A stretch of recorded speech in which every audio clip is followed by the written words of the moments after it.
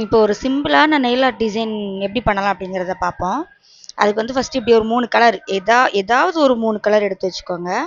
அப்புறம் நான் வந்து ரெட்டு, அப்புறம் பிளாக்கு, அப்புறம் நெயில் கலர் இப்படி 3 கலர் எடுத்து வச்சுருக்கேன். நீங்கள் ஏதாவது ஒரு 3 கலர் எடுத்து வச்சுக்கோங்க. அப்புறம் ப்ராக்டிஸ்க்காண்டி நெயில் போர்டு ஒன்று எடுத்து வச்சுக்கோங்க.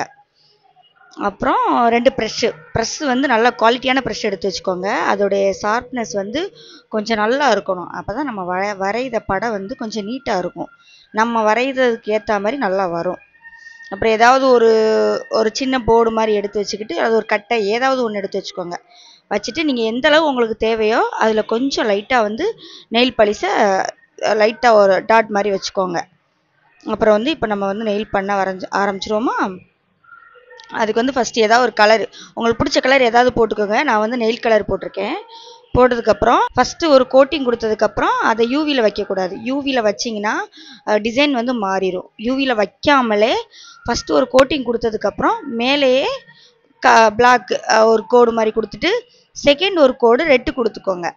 இது எதையுமே நம்ம ஃபஸ்ட்டு போட்டு நெயில் போட்டுட்டு வந்து யூவியில் வைக்கக்கூடாது. வச்சிங்கன்னா டிசைன் மாறிடும். நான் இப்போ எப்படி பண்ணுறேனோ அதே மாதிரி பண்ணுங்கள்.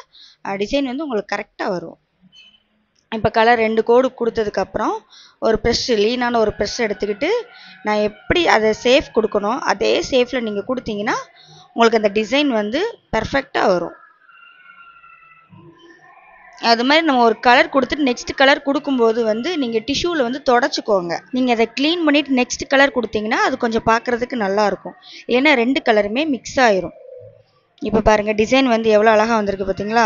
நான் பண்ணுற மாதிரியே நீங்களும் பண்ணிங்கன்னா அந்த டிசைன் வந்து கரெக்டாக வரும். இதே மாதிரி நெக்ஸ்ட் வீடியோவில் பார்க்கலாம். பாய்.